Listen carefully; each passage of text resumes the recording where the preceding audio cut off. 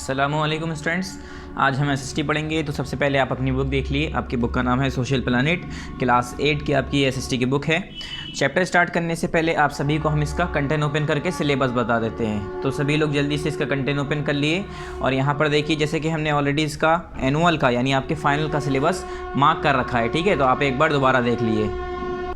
तो देखिए, पिछली बार हमने हिस्ट्री में आपको बता दिया था, सिविक्स में, ज्योग्राफी में, तीनों ही आपका मार्क करा दिया था। फिर से देख लिए, हिस्ट्री में हमने आपको बताया था एनुअल में आपके यानी आपके जो फाइनल एग्जाम होंगे उसमें आपके 2 चैप्टर आएंगे। कौन कौन से? चैप्टर नंबर 8 और चैप्टर नंबर 10। ठीक है, जिसमें से हम चैप्टर नंबर 8 पहले से कलर कंप्लीट कर चुके हैं और चैप्टर नंबर 10 हमारा बाकी है। ठीक है, तो इसमें हमारा सिर्फ एक चैप्टर रह गया, चैप्टर नंबर 10। उसके बाद आइए नेक्स्ट चैप्टर जो है हमारा वो है ज्योग्राफी का। देखिए, ज्योग्राफी में आपके 2 चैप्टर हमने बताए थे। कौन कौन से? हमने बताए थे कि आपके एनुअल एग्जाम में यानी फाइनल एग्जाम में चैप्टर नंबर 5 और चैप्टर नंबर 6, ये 2 चैप्टर्स आपके ज्योग्राफी में आएंगे। ठीक है, उसके बाद हमने सिविक्स में बताया था कि सिविक्स में भी आपके 2 चैप्टर आएंगे, चैप्टर नंबर 7 और चैप्टर नंबर 9। ठीक है, चैप्टर नंबर 7, 8, 9 तीनों ही आसान चैप्टर है, तो हमने 7 और 9 ले लिया है। ठीक है, 8 वाला आपको नहीं करना है, आपको घर पे ऐसे ही पढ़ लेना है, मगर एग्जाम के लिए इसमें से कुछ नहीं आएगा, तो एग्जाम के लिए इससे तैयारी नहीं करनी है। एग्जाम में सिर्फ किससे आएगा? आपका चैप्टर नंबर 7 और चैप्टर नंबर 9 से। ठीक है, यही दोनों आपका मैंने टिक कर रखा और ये देखिए मैंने कट कर दिया, यानी ये आपका नहीं आएगा। तो आज हम पढ़ेंगे चैप्टर नंबर 7 सिविक्स का। ठीक है, सिविक्स का चैप्टर नंबर 7 क्या नाम है इसका? Criminal justice system. ठीक है, क्रिमिनल जस्टिस सिस्टम। और हमारा जो बाकी रह जाएगा उसका नाम है economic presence of the government. तो आज हमें पढ़ना है chapter number 7 criminal justice system, 186 पर, हमारा पेज नंबर 186 पर। अब देखिए, इससे पहले वाला हमारा पार्ट नंबर 7 और 8 में कंप्लीट हुआ था, तो हमारा यहाँ पर क्या स्टार्ट होना चाहिए? यहाँ पर हमारा स्टार्ट होना चाहिए पार्ट नंबर 9। ठीक है, ये तो आ रहा नहीं है, ये वाला देखिए, ये वाला किस में स्टार्ट होना चाहिए? पार्ट नंबर 9 में। ठीक है, तो हम सबसे पहले पेज नंबर 186 ओपन कर लेते हैं, जहाँ पर हमारा चैप्टर है पेज नंबर 186। ठीक है, तो पेज नंबर 186 ओपन करिए बच्चों, और यहाँ देखिए पेज नंबर 186। ठीक है, ये हमारा पेज नंबर 186, यहाँ हमारा चैप्टर नंबर 7। चैप्टर का नाम है क्रिमिनल जस्टिस सिस्टम। अब इससे पहले मैं आपको पार्ट दिखा देता हूँ पिछले वाले चैप्टर के। ठीक है, हमने कौन कौन से पार्ट करे थे उसमें। तो देखिए, यहाँ पर पार्ट 9, 8 हमारा स्टार्ट हो रहा है, यहाँ पर पार्ट 7 कंप्लीट हो रहा है। ठीक है, और शुरुआत हमने की थी पार्ट 7 से, ये वाले चैप्टर की। इस चैप्टर की हमने यहाँ से शुरुआत की थी पार्ट 7 से, फिर ये सारी चीज़ें कवर की उसमें, और यहाँ पर हमारा पार्ट 7 कंप्लीट हुआ था। ये हमने 2 पार्ट में बताया था आपको। ठीक है, पार्ट 7 यहाँ कंप्लीट हुआ था, फिर ये पार्ट 8 हमने स्टार्ट किया था, जिसमें ये सब पढ़ने के बाद और सारी एक्सरसाइजेस करने के बाद हमने PA2 का कोर्स कंप्लीट कराया था। ठीक है, यहाँ पर हमारा PA2 का कोर्स कंप्लीट हो गया था। तो इसके बाद से आज हम पढ़ने जा रहे हैं एनुअल का कोर्स। ठीक है, तो वो हमारा किस में होगा? चैप्टर नंबर 7 है ये। पार्ट नंबर कौन सा होगा? पार्ट नंबर होगा यहाँ पर 9। तो हम यहाँ पर क्या लिख देंगे? पार्ट 9। आप सभी अपनी बुक पे यहाँ पर लिख दिए पार्ट 9। ठीक है स्टूडेंट्स, उसके बाद यहाँ पर आपको डेट मेंशन करनी है। डेट किस दिन की लिखनी है? यहाँ पर आपको जिस दिन ये पार्ट 9 की वीडियो यूट्यूब पर अपलोड होगी उस दिन की यहाँ पर आपको डेट लिख देनी है। ठीक है, जिस दिन पार्ट 9 की वीडियो आए उस दिन की। अपनी मर्जी से भी कोई डेट यहाँ पर नहीं लिखनी है कि अपनी मर्जी से कोई भी डेट लिख दिया आपने। ठीक है, चलिए यहाँ पर देखते हैं, चैप्टर हमारा स्टार्ट करते हैं। Let's read. In the early morning 7:30 clock Digvijay is ready for his school. ये कह रहे हैं अर्ली मॉर्निंग 7:30 बजे, सुबह के 7:30 बजे अर्ली मॉर्निंग क्या हुआ? दिग्विजय जो है वो स्कूल के लिए रेडी हो गया। ठीक है, दिग्विजय कोई लड़का है, वो स्कूल के लिए अपने रेडी हो गया, स्कूल के लिए तैयार हो गया। His father mister Punder is going to downstairs to take out the car. क्या हुआ? इसके जो फादर थे वो नीचे जा रहे थे, सीढ़ियों से नीचे उतर कर जा रहे थे कि वो अपनी कार बाहर निकालें। ठीक है, when mister Punder enters the basement parking he find to his utter shock, ठीक है, that his car is not there. उन्होंने क्या देखा? जब मिस्टर पुंडर जो है बेसमेंट में नीचे जाने लगे सीढ़ियों से, ठीक है, जहाँ पर कार खड़ी होती है वहाँ पर जब वो जाने लगे तो उन्होंने देखा टू हिज अटर शॉक, क्या? He finds to his utter shock that his car is not there. वो शॉक हो गए, उसने देखा कि वो शॉक हैं कि, और उन्होंने क्या देखा कि वहाँ पर उनकी कार मौजूद नहीं है। ठीक है, जब वो नीचे जा रहे थे तो वो शॉक हो गए देख के, और ये देखा कि वहाँ पर उनकी कार मौजूद नहीं है। He ask a couple of neighbours which make him realise that his car may have been stolen. उन्होंने कुछ जो है अपने मोहल्ले वालों से, कुछ आस पड़ोस के लोगों से पूछा, तो उससे ये जाहिर होता था कि हाँ सच में उनकी कार चोरी हो गई। क्यों? क्योंकि सब ने यही कहा होगा, नहीं हमने नहीं देखा, नहीं हम नहीं जानते, नहीं हम नहीं जानते। तो उन्होंने यकीन हुआ होगा कि यानी हमारी कार को चोरी हो गई है। After dropping Digvijay to the school in an auto rickshaw, क्या हुआ? जब उनकी कार तो अब चोरी हो गई है, कार तो उनकी है नहीं, ठीक है, वहाँ से कार गायब है। तो क्या हुआ, दिग्विजय को उन्होंने स्कूल में ड्रॉप कर दिया, यानी स्कूल में छोड़ दिया ऑटो रिक्शा के ज़रिए, ठीक है, ऑटो रिक्शा में बैठाकर उसे स्कूल भेज दिया। उसके बाद mister Punder goes to the nearest police station. फिर मिस्टर जो पुंदर हैं अब उसे अपने बेटे को यानी दिग्विजय को स्कूल छोड़कर फिर वो वहीं पर करीब ही उनके घर के करीब जो पुलिस स्टेशन है वहाँ चले जाते हैं, ठीक है। द स्टेशन हेड ऑफिसर यानी SHO जो होता है, station head officer hairs his story and files the first information report यानी FIR। फिर क्या होता है, जो स्टेशन हेड ऑफिसर होता है यानी जो स्टेशन हेड ऑफिसर जिसे हम SHO कहते हैं, वो क्या करता है, उनकी कहानी ये सारी स्टोरी सुनता है, जो चीज़ें वो बताते हैं, ठीक है, और फिर वो एक फ़ाइल करता है FIR लिखता है, यानी हम जिसे कहते हैं फर्स्ट इन्फॉर्मेशन रिपोर्ट लिखता है। The FIR is necessary for starting the investigation. और FIR क्यों लिखी जाती है, FIR इसलिए लिखी जाती है, ये एक रूल है कि अगर आपको कोई भी तहकीकात शुरू करनी है, ठीक है, जांच पड़ताल शुरू करनी है, FIR उससे पहले आपको करनी पड़ेगी, ठीक है, एक FIR रिपोर्ट करनी पड़ती है। FIR नेसेसरी होती है किसके लिए, कोई भी इन्वेस्टिगेशन स्टार्ट करने के लिए। The SHO also tells that the police would file a petition in the court once investigation is completed. फिर उन्होंने क्या कहा, SHO ने, जो ये हैं स्टेशन हेड ऑफिसर जो थे, उन्होंने ये भी बताया कि पुलिस जो है वो पिटीशन फाइल कर देगी कोर्ट में, मतलब ये कोर्ट में पहुंचा देगी उसे, ठीक है, कोर्ट में पहुंचा देगी जब उसकी इन्वेस्टिगेशन कंप्लीट हो जाएगी, मतलब जब पुलिस की कार्रवाई पूरी हो जाएगी तो वो जो है रिपोर्ट जो है कहाँ पहुंचा देगी, पुलिस वहाँ से पुलिस स्टेशन से कहाँ पर पहुंचा देगी, कोर्ट में, ठीक है। The above theft story shows how the proceeding can be started in case of a criminal offence. ये कह रहे हैं ऊपर वाली जो आपको मैंने ये चोरी वाली एक स्टोरी सुनाई, इससे आपको ये समझ में आ सकता है कि कोई भी क्रिमिनल ऑफेंस कर रहा है, मतलब कोई भी ऐसा ऑफेंस किसे कहते हैं, ऑफेंस कहते हैं अ पनिशेबल एक्ट, ऐसा काम करना जिसकी सज़ा होती हो, ठीक है, जो इल्लीगल हो। तो इस स्टोरी को पढ़कर, इस स्टोरी को देखकर हम ये समझ सकते हैं कि हम जो है किसी भी क्रिमिनल ऑफेंस के केस में किस तरह से हमें काम करना चाहिए, क्या हमें स्टेप्स लेने चाहिए। You have read in the previous chapter that the criminal law is made against those activities which can be term as criminal law serves the following procedures. ये क्या कह रहे हैं कि आपने पिछले चैप्टर में पढ़ा है कि जो क्रिमिनल लॉ हैं वो किसके खिलाफ बने हैं, वो एक्टिविटीज़, उन एक्टिविटीज़ के खिलाफ बने हैं, उन एक्टिविटीज़ के लिए बने हैं जो कि कैसे as in which can be term as criminal law serves the following purposes. ये कह रहे हैं जो कि उन्हें जो है हम अलग अलग टर्म्स से जो है बता सकते हैं, जैसे कि यहाँ पर जो है कुछ फॉलोइंग प्रोसेसेस हैं। यहाँ पर पहला है डिटरेंस, उसके बाद इनकैपेसिटेशन। डिटरेंस में क्या है, पहले यहाँ देखिए, the criminal law acts a deterrent against the individual as well as against the society. ये कह रहे हैं जो हमारा क्रिमिनल लॉ है वो किसी इंडिविजुअल या किसी सोसाइटी के अगेंस्ट जो है एज अ डिटरेंट प्रोवाइड करता है, एज अ डिटरेंट एक्ट करता है। An individual who gets the punishment for a crime will think twice before committing the crime again. क्या हुआ कि अगर कोई किसी इंसान को कोई सज़ा देता है, ठीक है, उसे अगर कोई उसने क्राइम किया, कोई उसने ऐसा गलत काम किया, उस पर उसे सज़ा मिली, तो अगली बार वो 2 बार सोचेगा कोई दोबारा ऐसा काम करने से पहले। The punishment also serves a reminder to other people who may turn to criminal activities. और जो सज़ाएँ दी जाती हैं वो इसलिए दी जाती हैं कि एक तो जो आदमी जिसकी सज़ा मिल रही है वो सुधर जाए और उसे देखकर दूसरे लोग वो गलती ना करें, इसलिए उसे पनिशमेंट दी जाती है, किसे, जो क्रिमिनल होता है।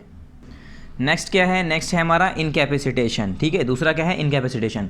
और डिटरेंस का मीनिंग क्या है, डिटरेंस का मीनिंग ही होता है बाधा डालना, यानी रुकावट पैदा करना, ठीक है। तो वही तो बताया इन्होंने कि कोई अगर सोसाइटी के अंदर कोई ऐसा आदमी है या कोई ऐसा इंडिविजुअल है जो कि सोसाइटी के अंदर क्या कर रहा है, कोई गलत काम कर रहा है, तो उसके बीच में जो है क्या किया जाता है, उसके बीच में बाधा डाली जाती है, रुकावट पैदा की जाती है जिससे वो काम करे ना, ठीक है।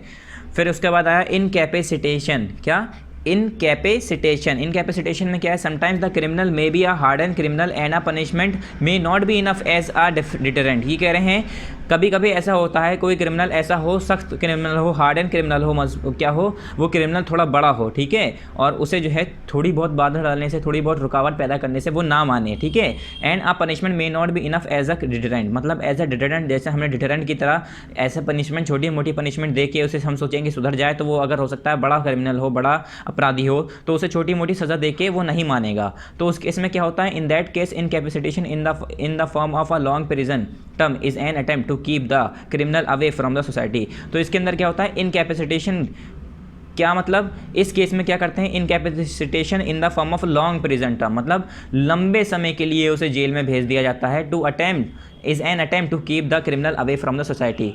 क्यों भेजा जाता है उसे, इतने लंबे समय के लिए उसे जेल क्यों भेजा जाता है, कि वो सोसाइटी से काफ़ी लंबे समय तक दूर रहे, ठीक है। तो वो उससे क्या होगा, वो किसी को नुकसान नहीं पहुंचा पाएगा और उनसे दूर रहेगा। In extreme cases death penalty is also given to serious offender. और यहाँ तक कि जब ज़्यादा ही बहुत बेकार कंडीशन होती है, बहुत ज़्यादा, जैसे अब कोई खूनी है, ठीक है, हत्यारा है, बहुत बड़ा मर्डर है, किलर है, अब वो जो है उसे थोड़ी बहुत सज़ा दो, फिर वो बाहर निकल आता है, फिर वही काम करने लगता है। अगर वो नहीं मानना है, ऐसे काम करता जा रहा है, तो एक्सट्रीम केसेस में क्या होता है, यहाँ तक कि सज़ाए मौत भी मिल जाती है, यानी डेथ पेनल्टी मिल जाती है उसे, पूरी सीरियस ऑफेंडर जो होते हैं, ठीक है। मतलब जब तक वो वहाँ पर मर नहीं जाएगा, जब तक उसे जेल में ही रहना पड़ता है। उसके बाद आ गए हम रिहेबिलिटेशन, या हम जिसे कहते हैं रिहेबिलिटेशन, ठीक है। Most of the time the system tries to reform a criminal by using proper method. ये कह रहे हैं मोस्ट ऑफ द टाइम, ज़्यादातर क्या होता है बच्चों, जो हमारा सिस्टम है वो क्या करता है, tries to reform a criminal by using proper method. जो क्रिमिनल्स हैं उसे जो है चाहता है कि वो प्रॉपर मेथड से यूज़ करके उसे रिफॉर्म कर पाए, ठीक है, उन्हें संभाल पाए। Some vocational training can be given to the criminal so that he start a normal life. और उन्हें जो है कुछ वोकेशनल ट्रेनिंग दी जाती है क्रिमिनल्स को, कि वो जो है अपनी एक नॉर्मल लाइफ वहाँ से निकलने के बाद, मतलब जैसे जेल में या कहीं भी है वो वहाँ से निकलने के बाद दोबारा अपनी लाइफ नॉर्मल तरीके से जिए, ठीक है। बाकी जैसे वो सज़ा काटने के लिए आया, जिस वजह से वो वजह दोबारा ना काम करे, उस पर वो काम दोबारा ना करे, मतलब वो क्राइम ना करे दोबारा। Rehabilitation measures are adopted so that a criminal can live a normal life. तो ये जो रिहेबिलिटेशन मेजर्स हैं, ये जो तरीके हैं, ये इसलिए अडॉप्ट किए गए कि जो क्रिमिनल है वो अपनी नॉर्मल लाइफ जी पाए। इस वजह से क्या करते हैं वो लोग, उन्हें जो है ऐसे ट्रेनिंग दी जाती है, उन्हें ऐसे काम कराए जाते हैं जिससे वो लोग उसकी आदत पड़ जाए और उन्हें नॉर्मल लाइफ जीने लगें अपनी वो। फिर आया restitution. The punishment for a crime is also directed toward giving a sense of relief to the victim of the crime. क्या पनिशमेंट जो है क्राइम को किसी भी क्राइम की पनिशमेंट और कैसे दी जाती है, also directed toward giving a sense of relief to the victim of the crime. जो विक्टिम है क्राइम का, ठीक है, जिसके ऊपर क्राइम किया गया है, ठीक है, उस विक्टिम को क्या कर दिया जाता है, कभी कभी सेंस ऑफ रिलीफ कर दिया जाता है, ठीक है, उसे रिलीफ पहुंचा दिया जाता है, जिसकी वजह से क्या होता है, तो जो पनिशमेंट है क्राइम की वो जो है इस तरीके से सॉल्व कर दी जाती है। This is called the restitution theory. इसे हम क्या कहते हैं, रेस्टिट्यूशन थ्योरी कहते हैं। यहाँ पर देखिए दोबारा, the punishment for a crime, किसी क्राइम की पनिशमेंट जो है हम जो है दूसरे क्या, also directed toward giving a sense of relief to the victim of the crime. जो क्राइम का विक्टिम है उसे हम रिलीफ पहुंचाकर जो है हम उसे क्या कर सकते हैं, उस पनिशमेंट को कर सकते हैं, पूरा कर सकते हैं। यानी उसे हम, ऐसा नहीं कि हम सज़ा देकर, ठीक है, उसे विक्टिम को क्या देकर, रिलीफ पहुंचाकर। Role of different judicial agencies, अलग अलग डिफरेंट जुडिशियल एजेंसीज के रोल, ठीक है, मतलब उनके काम क्या हैं। In India administration of justice, court, public और prosecutors and police prosecutors are police play a vital role. ये कह रहे हैं इंडिया के अंदर जो हमारा एडमिनिस्ट्रेशन ऑफ जस्टिस है, कोर्ट है, पब्लिक प्रोसिक्यूटर्स हैं और जो हमारे पुलिस प्रोसिक्यूटर्स हैं और जो हमारी पुलिस हैं, ये तीनों ही, चारों पांचों जितने भी मैंने नाम लिए, सभी एक वाइटल रोल प्ले करते हैं, ठीक है, बहुत ज़्यादा अहम रोल प्ले करते हैं, बहुत ज़्यादा एक हिस्सा है इनका, अहम हिस्सा है। The role of these justice administrators are different from each other. और ये जो सारे जितने भी जस्टिस एडमिनिस्ट्रेटर हैं, इन सभी के क्या, इंडियन जस्टिस एडमिनिस्ट्रेटर हैं जितने भी, उन सभी के अलग अलग डिफरेंट रोल हैं, अलग अलग काम हैं। The role of the different agencies are as follows. अब डिफरेंट एजेंसीज के जो रोल हैं वो नेक्स्ट पेज पे आपको दिए हुए हैं, पेज नंबर 186 से पेज नंबर 187 पे आ जाइए। यहाँ पर पहला है रोल ऑफ कोर्ट। कोर्ट का क्या रोल है, ये देखिए, इन इंडिया, यहाँ देखिए, in India courts are at 3 different level. जैसे हम सभी को पता है, आपने पिछली बार ही पढ़ा था, पीछे चैप्टर में हमने आपको खुद पढ़ाया है कि इंडिया के अंदर 3 लेवल की क्या हैं, 3 डिफरेंट लेवल की कोर्ट्स हैं। पहला है डिस्ट्रिक्ट कोर्ट, दूसरा हाई कोर्ट और तीसरा है सुप्रीम कोर्ट, ठीक है। पहला क्या है, डिस्ट्रिक्ट लेवल पे जो हमारा क्या कहलाता है, डिस्ट्रिक्ट कोर्ट कहलाता है। दूसरा है हाई लेवल, जो हमारा हाई कोर्ट होता है, यानी डिस्ट्रिक्ट से ऊपर। उसके बाद हमारा होता है लास्ट, जो सुप्रीम कोर्ट कहलाता है। They play a vital role in the administration of justice. ये जो है बहुत ज़्यादा वाइटल रोल प्ले करते हैं जस्टिस की एडमिनिस्ट्रेशन के लिए, ठीक है, मतलब हर किसी को हक दिलाने के लिए, ठीक है।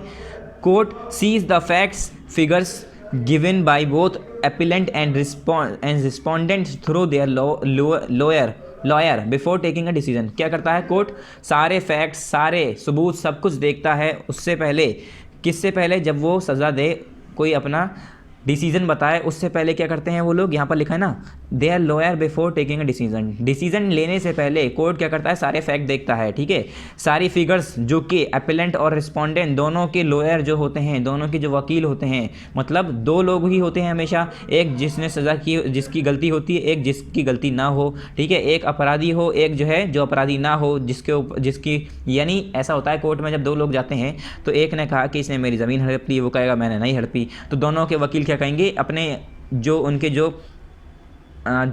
जिसके वो वकील हैं तो उनके तरफ से बोलेंगे वो लोग, वो क्या करेंगे, वो चाहेंगे हमारा जो मेंबर है, हमारा जो ये आदमी है ये जीत जाए, ठीक है, क्यों, क्योंकि उन्हें वकील हैं, वो उन्हें सैलरी मिलेगी, उनकी तरफ से पैसा मिलेगा अगर जीतेंगे, ठीक है, तो इस तरह से वो तो उनका काम ही होता है। खैर, तो यही कह रहे हैं कि कोर्ट क्या करता है, पहले दोनों के फैक्ट, जो उनके लॉयर, जो उनके वकील सामने सारे सबूत रखते हैं, उन सबको देखता है, उनके नज़रिए से उन पर नज़र डाल के देखता है कि कौन से सही है, कौन से नहीं सही है, उसके बाद क्या करते हैं, वो डिसीजन लेते हैं, ठीक है। It is only after a thorough examination that courts, ये क्या कह रहे हैं, it is only after a thorough examination that courts given their judgment, ये कह रहे हैं एक तरह का एग्जामिनेशन की तरह होता है पूरा, उसके बाद ही क्या होता है, कोर्ट जो है अपना जजमेंट देता है, यानी अपना हुक्म सुनाते हैं बाद में कि कौन किसे सज़ा मिलेगी, कौन अपराधी है, कौन अपराधी नहीं है, ठीक है। If a person is not satisfied with the judgment of district court he she can go to the high court, और अगर जैसे कि अब मैं मान लो मैं सही हूँ, कोई बुरा आदमी है, ठीक है, उसने मेरी बाइक चुरा ली, या उसने जो है मेरा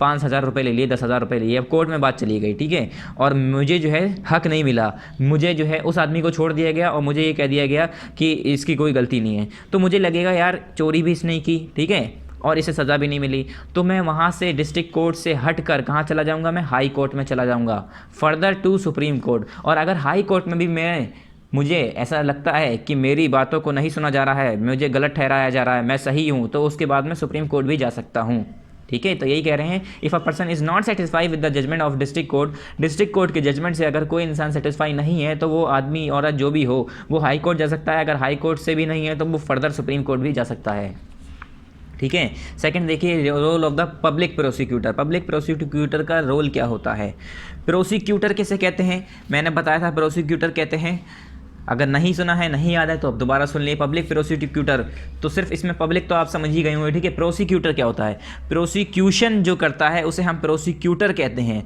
प्रोसिक्यूशन क्या होता है, तो प्रोसिक्यूशन क्या होता है, एक प्रोसेस होता है, क्या, प्रोसिक्यूशन। देखिए यहाँ पर लिखा है, public prosecutors are gazetted officers, ये गैजेटेड ऑफिसर्स होते हैं, किस लिए रखे जाते हैं ये, who are appointed by the state for the prosecution of offenders, जो ऑफेंडर्स होते हैं, जो जुर्म करने वाले होते हैं, जो गुनाह करने वाले लोग होते हैं, उन लोगों की प्रोसिक्यूशन के लिए वो लोग पब्लिक प्रोसिक्यूटर को रखा जाता है, गवर्नमेंट के जरिए रखा जाता है ये, ठीक है। जो स्टेट होता है वो इन लोगों को काम देता है, किस लिए, कि जो हमारे जो ऑफेंडर हैं, हमारे नहीं मतलब जितने भी कंट्री में जितने भी जहाँ की ये पब्लिक प्रोसिक्यूटर हैं, जो प्रोसिक्यूटर हैं, उनका काम होता है कि ऑफेंडर्स की प्रोसिक्यूशन के लिए उन्हें सामने लाएं, प्रोसिक्यूशन करना।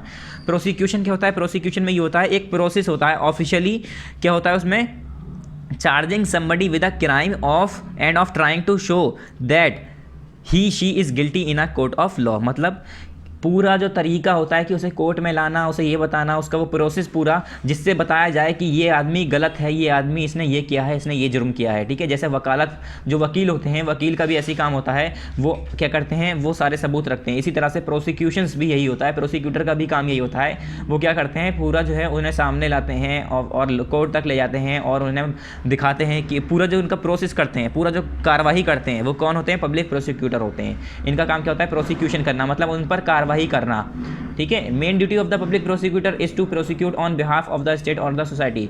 मेन ड्यूटी क्या होती है पब्लिक प्रोसिक्यूटर की, कि प्रोसिक्यूट करना किसके बिहाफ पर, स्टेट और सोसाइटी के बिहाफ पर। The public prosecutor is required to play an impartial and neutral role and help in the prosecution of all person who have been charge sheeted by the police। ये कह रहे हैं public prosecutor को क्या ज़रूरत पड़ती है, is required to play an impartial and neutral role. वो पार्शियल नहीं होना चाहिए और वो न्यूट्रल होना चाहिए, मतलब उसे जो है इम्पार्शियल और न्यूट्रल रोल प्ले करने की ज़रूरत होती है। अगर वो किसी एक की तरफ हो जाएगा तो ऐसे तो गुनहगार बच जाएगा और जिस गुनहगार नहीं होगा उसे सज़ा मिल जाएगी। तो उसे इम्पार्शियल होना है, मतलब पार्शियल नहीं होना है, न्यूट्रल होना है, दोनों जो सही है वो उसकी तरफ मदद करनी है, जो गलत है उसे सज़ा दिलवानी है। And help in the prosecution of all person who have been charge sheeted by the police. और उसे किस में मदद करनी चाहिए, सारे जितने भी लोग हैं उनकी प्रोसिक्यूशन में मदद करनी चाहिए, उनकी प्रोसिक्यूशन में आगे बढ़ के काम करना चाहिए। क्यों, जो लोग चार्जशीटेड हैं बाय द पुलिस, मतलब वो लोग चार्जशीटेड कहते हैं जिसे जो है जुर्म करते हुए देखा गया हो, या जिसके खिलाफ सबूत मिले हों, या जिसे कहा गया हो कि ये हाँ इसने जुर्म किया है, मतलब वो पकड़ा गया हो, ठीक है। तो उससे बाई द पुलिस, अगर पुलिस के ज़रिए वो पकड़ा गया है, बताया गया है कि इसने जुर्म किया है, तो उसके खिलाफ प्रोसिक्यूशन करना भी किसका काम है? पब्लिक प्रोसिक्यूटर का।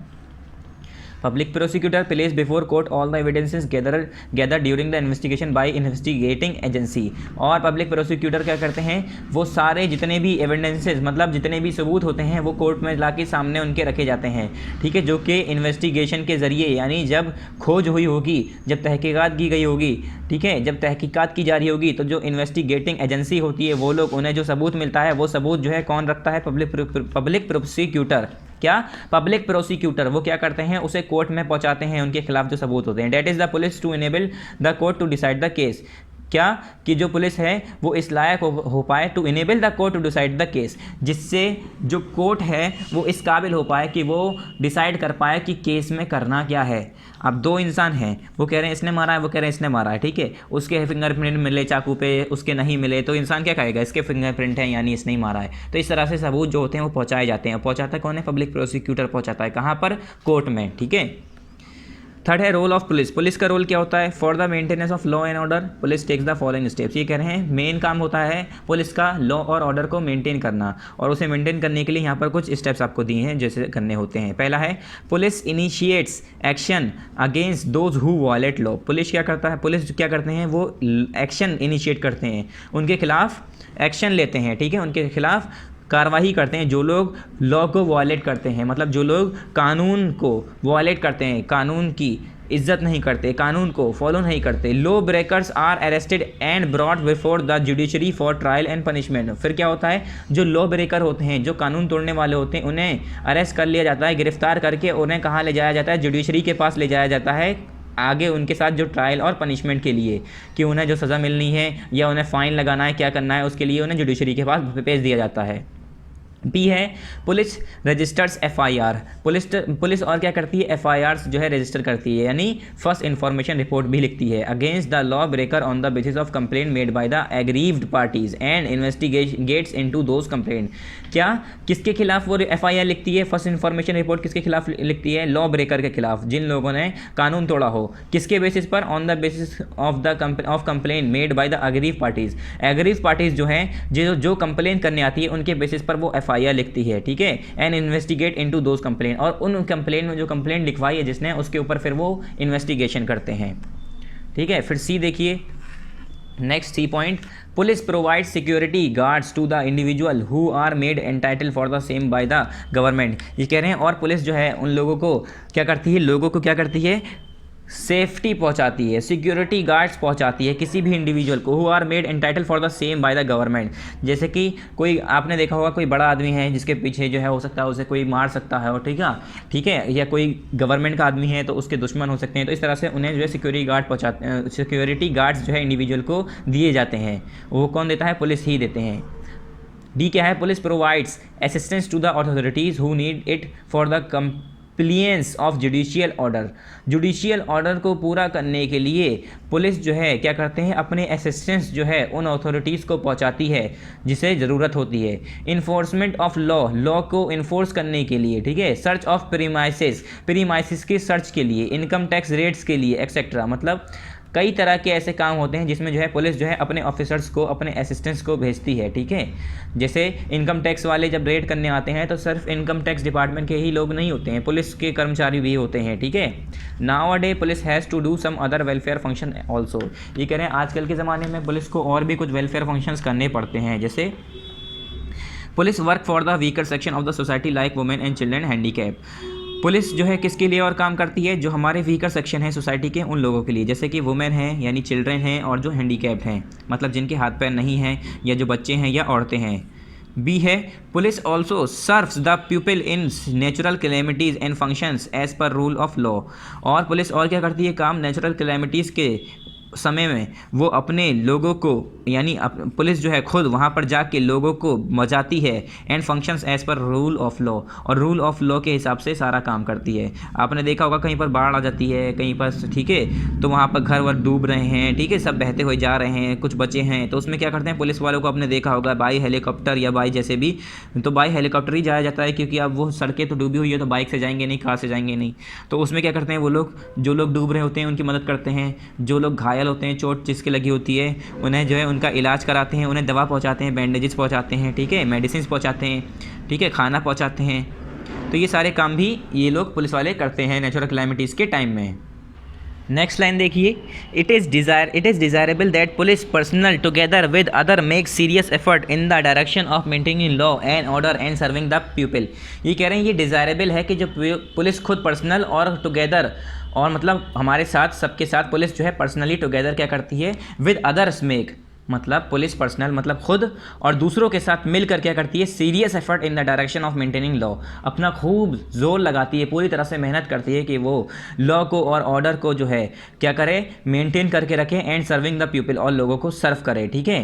The state should initiate effort to adopt the police act to uphold democratic values and culture.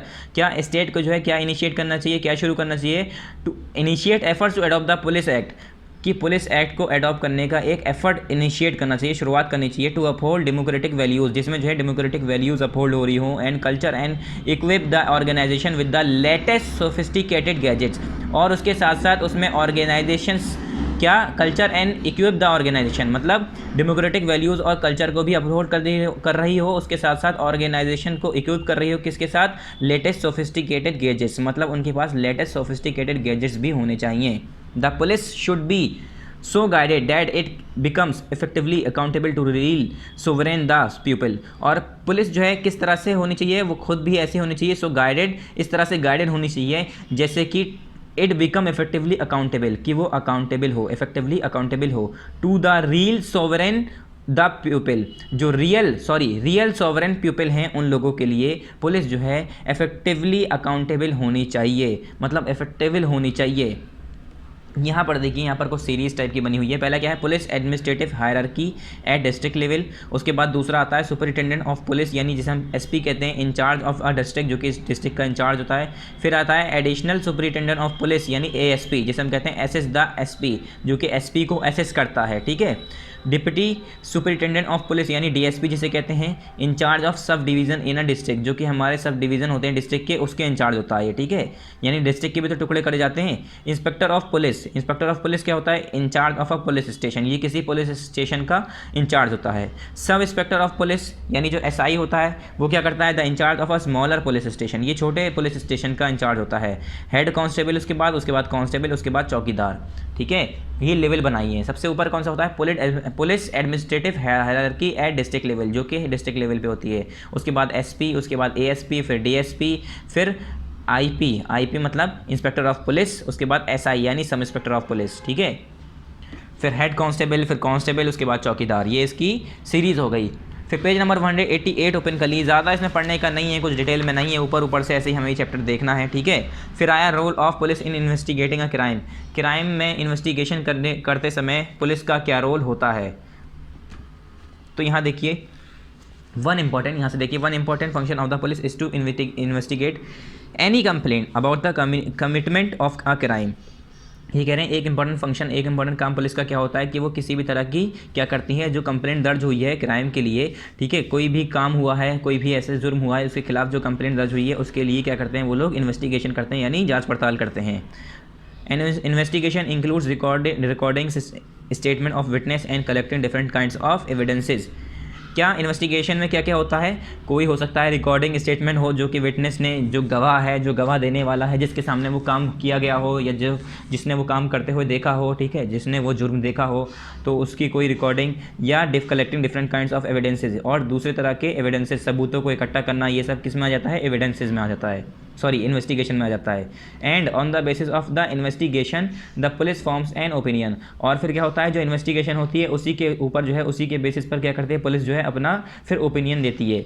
यानी जब कार्रवाई होती है तो पुलिस जो है जांच पड़ताल करती है, उन्हें कुछ सबूत मिलते हैं, चाकू, छुरी, गन, बंदूक, ठीक है, जो भी मिले, जूतों के निशान, पैरों के निशान, जो भी हो, ठीक है, या किसी का पर्स गिर गया, जो भी उन्हें जो भी सबूत मिला हो, फिर उसे देखकर वो अंदाज़ा लगाते हैं कि कौन आ सकता है, किसके पैरों के निशान है, किसका जूता है, कि बाइक का नंबर क्या है, कार का नंबर क्या है, कैमरे में कौन दिखा, ये सब देखकर फिर क्या करते हैं वो लोग, उसके बेसिस पर क्या करते हैं, इन्वेस्टिगेशन के बेसिस पर क्या करते हैं वो, उसी के बेसिस पर फिर वो आगे की कार्रवाई करते हैं। If the police feels that the person accuse is guilty then they file a chargesheet in the court. और अगर पुलिस को लगता है सारी कार्रवाई करने के बाद कि यही आदमी जिसे मतलब देखा गया हो, जिसके खिलाफ सबूत मिले हों कि वही आदमी गिल्टी है, इज एक्यूज इज गिल्टी, मतलब अगर उसे देखा गया हो कि उसने ऐसा काम किया है। एक्यूज का मतलब होता है वो आदमी, क्या एक्यूज मतलब आरोपित हुआ, जिसे हमने ये बता दिया कि ये आरोपी है, ठीक है, क्रिमिनल है, ठीक है, तो उसे क्या करा जाएगा, फिर एक चार्जशीट जो है कोर्ट में पेश की जाएगी, मतलब उसे कोर्ट पहुंचाया जाएगा।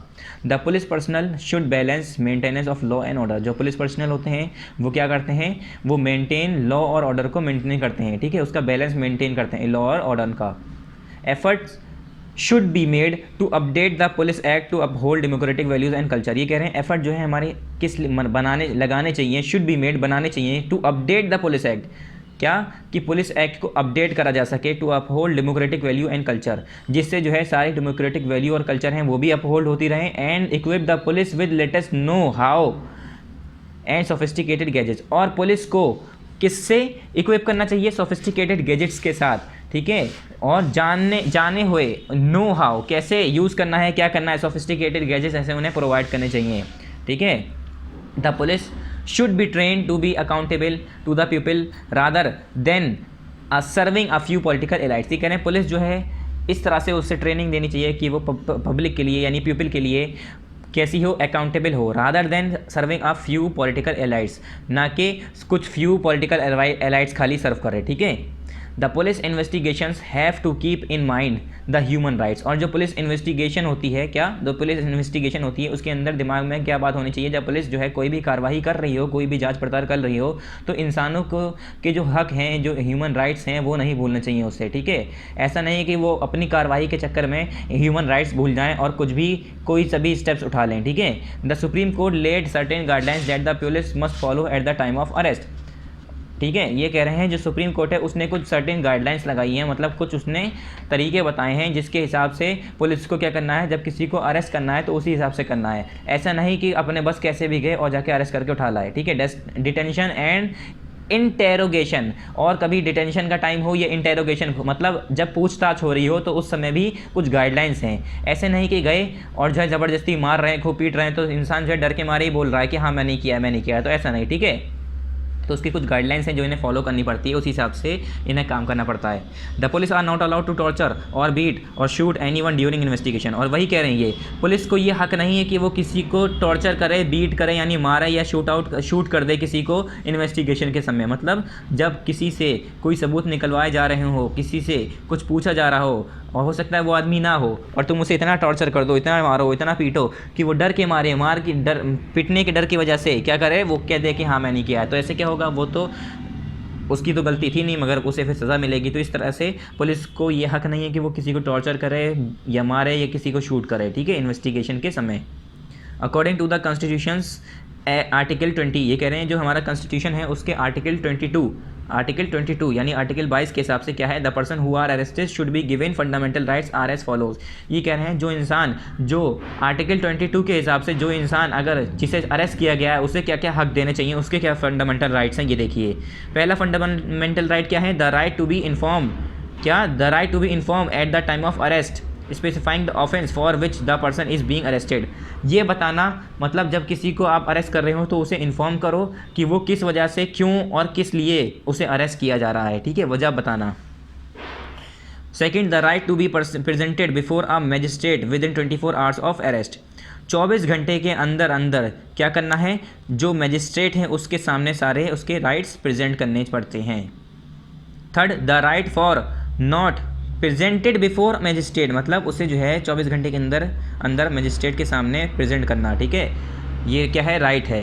The right for not to be ill treated और टॉर्चर ड्यूरिंग अरेस्ट और इन कस्टडी, और पुलिस कस्टडी में या अरेस्ट करते समय किसी भी टाइम जब उसे आप अरेस्ट करने जा रहे हो या अरेस्ट करने के बाद अपनी कस्टडी में भी उसे हमें इल ट्रीट नहीं करना है और उसके साथ उसे टॉर्चर नहीं करना है, ठीक है।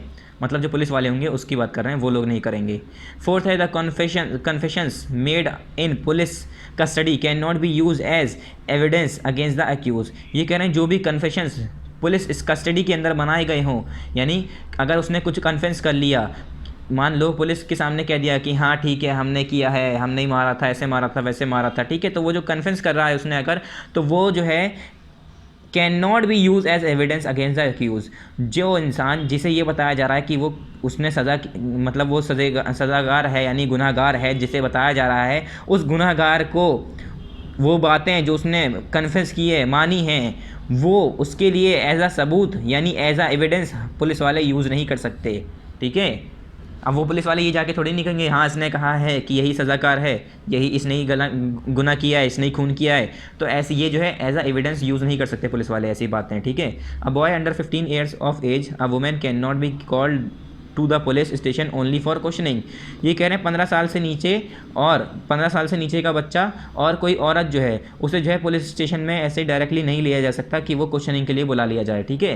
And women can not be called to the police station only for questioning, खाली सवाल जवाब पूछने के लिए ही उसे जो है पुलिस स्टेशन नहीं बुलाया जा सकता। किसे? एक औरत को और 15 साल से नीचे लड़के को। फिर यहाँ देखिए directives of the Supreme Court की directives. The Supreme Court of India has laid down specific requirements and procedure that the police and other agencies have to follow during arrest, detention and interrogation of any person. ये कह रहे हैं detention और interrogation और arrest के समय police को क्या क्या काम करने पड़ते हैं। ये देखिए जो सुप्रीम कोर्ट है इंडिया की, उसने कुछ स्पेसिफिक रिक्वायरमेंट और प्रोसीजर बनाया है, एक तरीका बनाया है जो कि पुलिस और जो दूसरी एजेंसीज़ हैं उन्हें फॉलो करनी पड़ती है। कब? जब वो किसी को अरेस्ट करने जा रहे हैं, ठीक है, उसकी कार्रवाई कर रहे हैं या उससे सवाल जवाब पूछे जा रहे हैं। These are known as the DK Basu guidelines, इसे जो है हम DK बसु गाइडलाइंस कहते हैं। And some of these includes, उसमें क्या कुछ गाइडलाइंस यहाँ पर दी हुई हैं, 1 2 3, मतलब जो DK बसु गाइडलाइंस हैं जो कि पुलिस वालों को या दूसरे जो एजेंसीज़ हैं उन्हें फॉलो करनी पड़ती हैं जब वो किसी से सवाल जवाब कर रहे हैं, उन्हें सज़ा दे रहे हैं या उन्हें अरेस्ट कर रहे हो, ठीक है। पहला यहाँ पर देखिए the police official who carry out the arrest for interrogation should wear clear, accurate and visible identification and name tags with their designations. क्या? उसे ऐसे कपड़े पहनना चाहिए जिसे देख कर लगे कि हाँ सच में ये पुलिस वाला है, उसका कोई एक clear accurate and visible identification, वो अपनी क्लियर एक्यूरेट और विजिबल आइडेंटिफिकेशन होनी चाहिए जिसमें उसका नेम टैग होना चाहिए उसकी डेजिग्नेशन के साथ, मतलब उसके साइन के साथ कि वो कौन है क्या है, ठीक है। पता चले कोई भी आया अपने घर के कपड़ों में पहन के आया, उसे उठा के लेगा कि चलो तुम्हें कार्रवाई होगी, चलो पुलिस स्टेशन, ऐसे नहीं, अपनी फुल वो ड्रेस में होना चाहिए जिससे इंसान को पता लगे कि हाँ ये पुलिस वाला है, इसका नाम क्या है, ठीक है, उसके नेम टैग होना चाहिए, उसकी विजिबल आइडेंटिटी होनी चाहिए। उसके बाद नेक्स्ट क्या होना चाहिए? A memo of arrest should be prepared at the time of arrest and should include the time and date of arrest. Memo of arrest में क्या होना चाहिए? एक मीमो बनाना पड़ता है अरेस्ट करने का, मतलब एक फ़ाइल दर्ज करनी पड़ती है पूरी, ऐसे ही नहीं आए और दर्ज करके चले आए उठा के ले गए, ठीक है। अरेस्ट वारंट जिसे हम कहते हैं, अरेस्ट वारंट एक होना चाहिए और उसके अंदर क्या होना चाहिए? टाइम और डेट लिखी जानी चाहिए उसके अंदर कि कब टाइम, किस टाइम उसे अरेस्ट किया गया है, कब अरेस्ट किया गया है, ठीक है। It should also be attested by at least 1 witness who could include a family member of the person arrested. और ये जो है उसके साथ अटेस्ट कर दी जाती है, मतलब जोड़ दी जाती है, जो कि उसका विटनेस बन जाए, जो कि उसका फैमिली मेम्बर हो जिसे आदमी को अरेस्ट किया गया हो, मतलब उसके समय की उस आदमी को जो है एज अ विटनेस ले लिया जाता है कि इसे इस तारीख को इस समय अरेस्ट किया जा रहा है आपके सामने, ठीक है, उसके साइन अंगूठा जो भी लगवाते हों। The arrest memo should be counter signed by the person arrested, और वो जो अरेस्टेड पर्सन है उसके साइन भी उस पर कराए जाते हैं जो मेमो बनाया जाता है पूरा, ठीक है। तीसरा, व्हेन अ फ्रेंड और relative lives outside the district, क्या? जब कोई दोस्त या रिलेटिव जो है डिस्ट्रिक्ट के बाहर रह रहा हो तो अगर उसका कोई, जैसे कि कोई आदमी है उसका फ्रेंड है या रिलेटिव है, वो आउटसाइड द डिस्ट्रिक्ट है, मतलब डिस्ट्रिक्ट के बाहर है, the time place of arrest and venue of custody must be notified by the police with in 8 to 12 hour after the arrest. मतलब अब जैसे कि कोई आदमी है, उसका दोस्त, उसका रिलेटिव, उसका रिश्तेदार, उसके घर वाले डिस्ट्रिक्ट के बाहर रह रहे हैं, यानी अगर पुलिस आई उस आदमी को उठा कर ले गई तो उनके घर वालों को, उसके दोस्तों को, रिलेटिव्स को, किसी को पता नहीं है कि मेरा बच्चा, मेरा दोस्त जो है क्या है, अरेस्ट हो गया है, उसे पुलिस ले गई है पकड़ के। तो पुलिस का ये काम होता है कि कस्टडी के टाइम के बाद क्या है 8 से 12 घंटे के अंदर अंदर अरेस्ट करने के बाद उनके घर वालों को ये खबर पहुंचाना कि आपका लड़का, आपका दोस्त इस वजह से यहाँ पर अरेस्ट है। ठीक है, 8 से 12 घंटे के अंदर अंदर ये काम उन्हें करना होता है, मतलब बताना होता है।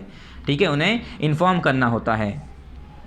रोल ऑफ द जज, जज का क्या काम होता है और रोल क्या होता है जज का। ठीक है, यहाँ तक देखिए, after the role of police public prosecutor the role of the court can not be played without a जज। ये कह रहे हैं जो रोल पुलिस का है उसके बाद पब्लिक प्रोसिक्यूटर का है, या जो रोल कोर्ट का है वो खाली क्या, after the role of police public prosecutor, जो पब्लिक और पुलिस, मतलब पुलिस और पब्लिक प्रोसिक्यूटर के रोल के बाद जो हमारा कोर्ट का रोल है उसमें क्या होता है, बिना जज के कोई काम नहीं हो सकता। मतलब ऐसा नहीं है कि the role of the court can not be played without a जज, मतलब जो हमारे जज हैं उसके बिना कोई कोर्ट जो है अपना काम नहीं कर सकता। ठीक है, कोई भी कोर्ट में काम नहीं हो सकता। द जज is like an umpire in a game who conduct the trial impartially and openly in the court. जज कैसा होता है, एक अंपायर की तरह होता है, जैसे कि गेम में अंपायर होता है, रेफरी जो होता है, ठीक है, उसकी तरह होता है, जो कि जो है ट्रायल इम्पार्शियली और ओपनली पूरे कोर्ट में सबके सामने जो है कंडक्ट करता है। जैसे कि अंपायर होता है वो क्या करता है, आउट है, 6 है, 4 है, नो बॉल, तो सब बताता है ना सबके सामने। तो इसी तरह से जो जज होते हैं वो सबके सामने सारे कार्रवाई के समय क्या करते हैं, इम्पार्शियली और ओपनली जो है क्या करते हैं, सारा जो पूरा कंडक्ट करते हैं। ठीक है, जो ट्रायल होता है वो पूरा कंडक्ट किया जाता है। द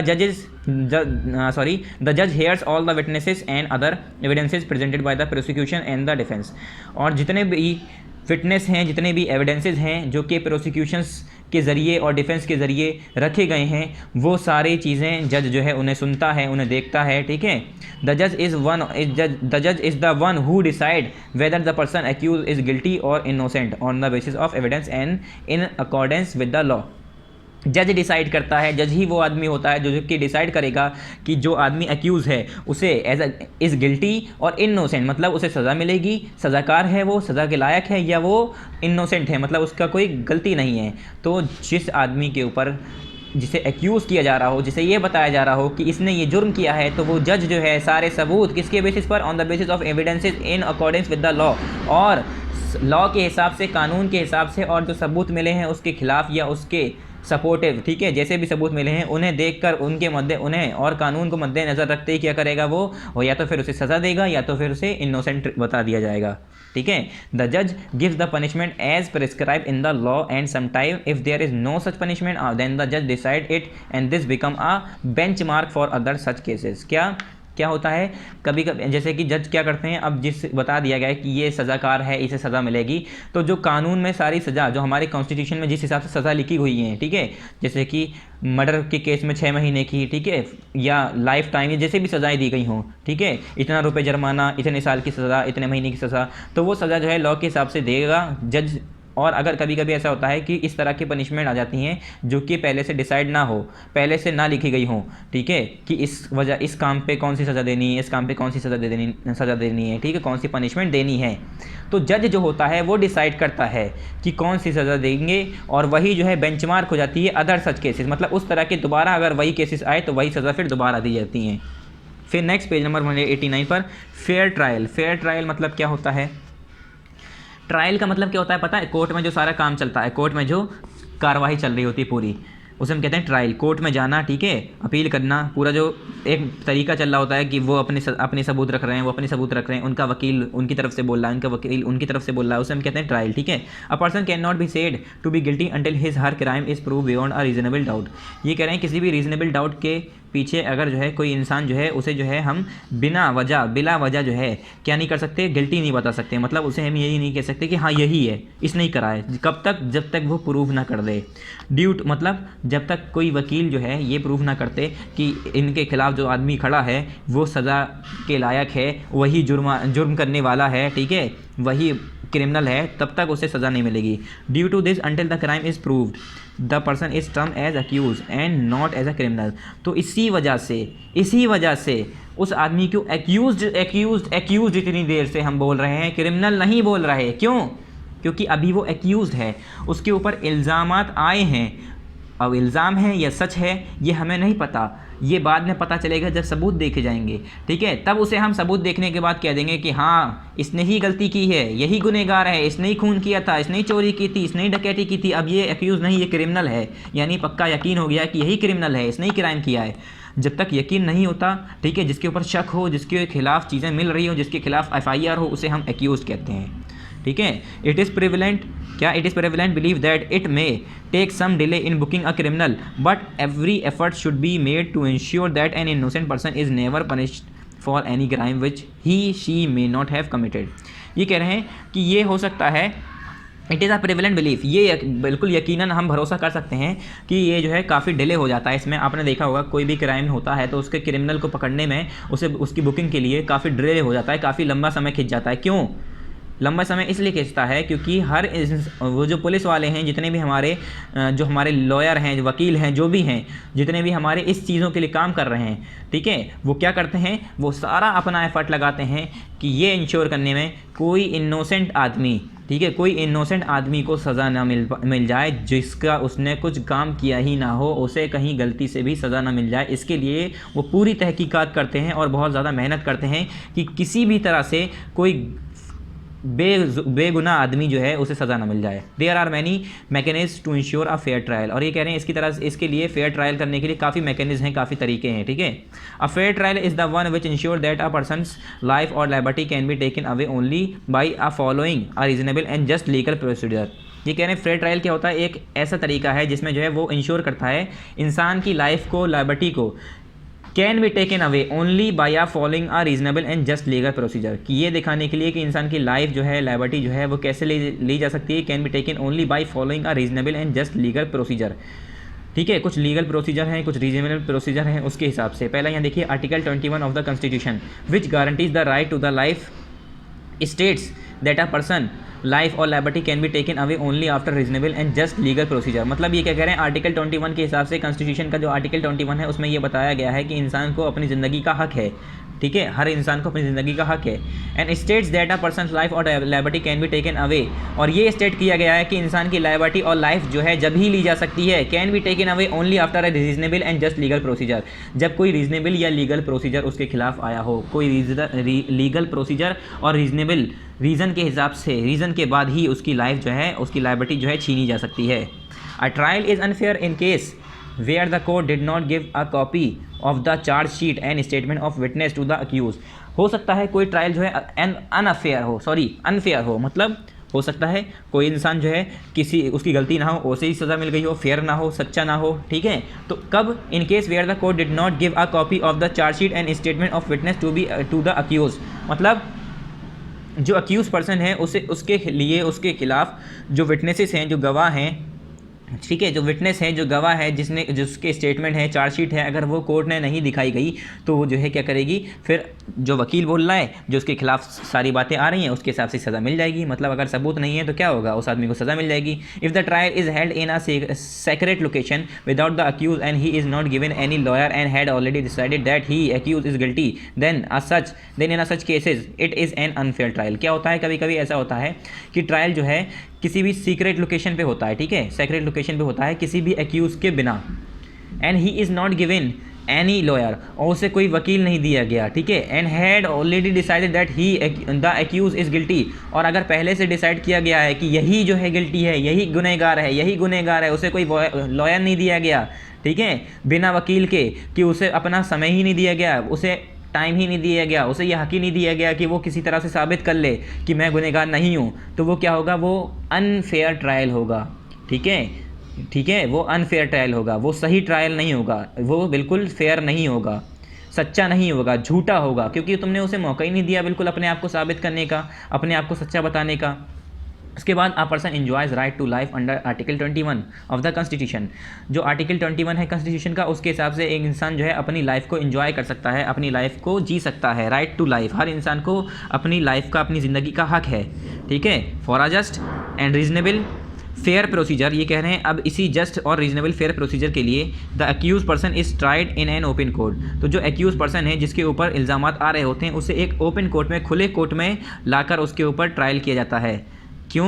क्योंकि सबके सामने चीज़ें आए सामने, ऐसे थोड़ी नहीं कहीं भी कोने में ले जाकर 10-12 लोग हैं, एक जज है, 2 वकील हैं, 3-4 लोग हैं, ठीक है, और उसे कह दिया कि तुम ही गुनहगार हो, फाइल दर्ज करी, कह दी ये सज़ा है तुम्हारी, जाके जेल में डाल दिया, ठीक है। तो ये नहीं है, ऐसा नहीं करना होता है। He she is defended by a lawyer, और उसे जो है एक लॉयर देना पड़ता है, एक वकील देना पड़ता है जो कि उसकी तरफ से बोले। अगर वो अपना लॉयर ला रहा है तो भी ठीक है, अगर वो इस काबिल नहीं है तो उसकी खुद जो हमारा कोर्ट होता है उसकी तरफ से एक लॉयर मिलता है, ठीक है। The case is even cross examined by the prosecution lawyer, और जो हमारे जो प्रोसिक्यूशन लॉयर हैं उसके उन दोनों के जो क्रॉस एग्जामिनाई मतलब जो क्या होते हैं, जो प्रोसिक्यूशन लॉयर होते हैं, जो वकील होते हैं, फिर उन दोनों में बहस चलती है, जो अपने अपने सबूत दिखाते हैं, क्रॉस एग्जामाइंस होते हैं, ठीक है। When evidence is not found against the accuse he she is acquitted, मतलब जब सबूत जो है उसके खिलाफ नहीं मिलते जिसे एक्यूज बताया जा रहा था, जिसे एक्यूटेड कहा जा रहा था, ठीक है, तो फिर क्या होता है, it then becomes a fair trial, तो वो एक फेयर ट्रायल होगा, ठीक है। All citizens irrespective of caste, colour, creed, gender, religion etcetera have a chance of a free trial, और जो भी सिटीज़न हो, चाहे कैसा भी, काला, गोरा, किसी भी कास्ट का, किसी भी रिलीजन का, किसी भी मज़हब का, किसी भी कौम का, उसे जो है फ्री ट्रायल का चांस देना चाहिए। नेक्स्ट देखिए, नेक्स्ट क्या है हमारा, व्हाट इज़ एन FIR, ठीक है। FIR क्या होती है? FIR फर्स्ट इन्फॉर्मेशन रिपोर्ट, जिसकी फुल फॉर्म है, ठीक है। FIR is a report of a crime that police receives from the people. FIR क्या होती है? एक क्राइम की रिपोर्ट होती है जो कि पुलिस को किससे मिलती है? लोगों से मिलती है, ठीक है, जिसने जो है FIR की हो, यानी जो कौन हो? गवाह हो। This is the first information, या जिसके साथ कोई ऐसा काम किया हो, जिसकी बाइक चुरी हो, ठीक है, तो वो आगे क्या करता है? एक रिपोर्ट फाइल करता है। This is the first information that reaches the police, so it is called the first information report. और ये पुलिस के पास सबसे पहले इन्फॉर्मेशन होती है, इसलिए इसे फर्स्ट इन्फॉर्मेशन रिपोर्ट कहा जाता है, ठीक है। सबसे पहले इन्फॉर्मेशन जो पहुँचाई जाती है वही फाइल की जाती है, वही चीज़ें लिखी जाती हैं जिसे हम FIR कहते हैं, वही क्या होती है? फर्स्ट इन्फॉर्मेशन रिपोर्ट कहलाती है। Following are the features of the FIR के यहाँ पर कुछ फीचर्स की बात की गई है, वन बाय वन पढ़ते हैं। पहला क्या है, यानी ए क्या है? An FIR can be field at any police station in the country and there is no necessity that it need be filed only at the place where the offence has taken place. ये कह रहे हैं FIR जो है country के अंदर, यानी किसी भी पुलिस स्टेशन में, किसी कंट्री के अंदर किसी भी पुलिस स्टेशन में FIR दी जा सकती है, करी जा सकती है। FIR कहीं भी दर्ज की जा सकती है, ठीक है। ये ज़रूरी नहीं है कि उसी पुलिस स्टेशन के पास या जहाँ पर जुर्म हुआ हो, ठीक है, ऑफेंस हैज़ टेकन, मतलब जहाँ पर जुर्म किया गया हो वहाँ पर ही उसी के पुलिस स्टेशन के पास, उसी जगह के पास जो पुलिस स्टेशन हो वहाँ पर फाइल करो, ठीक है। ऐसा नहीं है, FIR कंट्री के किसी भी पुलिस स्टेशन में की जा सकती है। It is the duty of the police to ensure that it is sent to the police station which has the jurisdiction over the matter। ये कह रहे हैं फिर ये पुलिस की क्या होती है?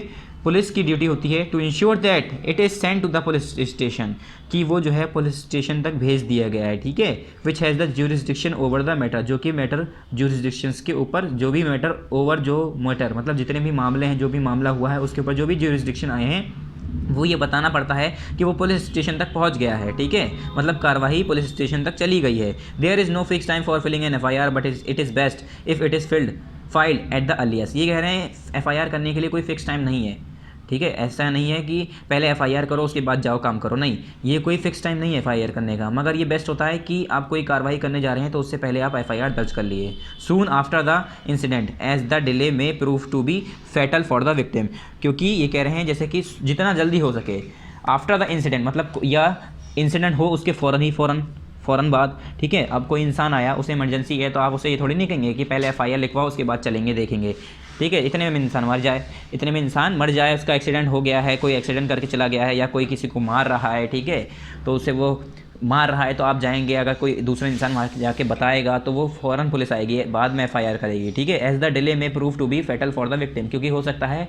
अगर उन्होंने क्या किया, डिले किया, तो वो विक्टिम के लिए फैटल हो सकता है, नुकसानदेह हो सकता है।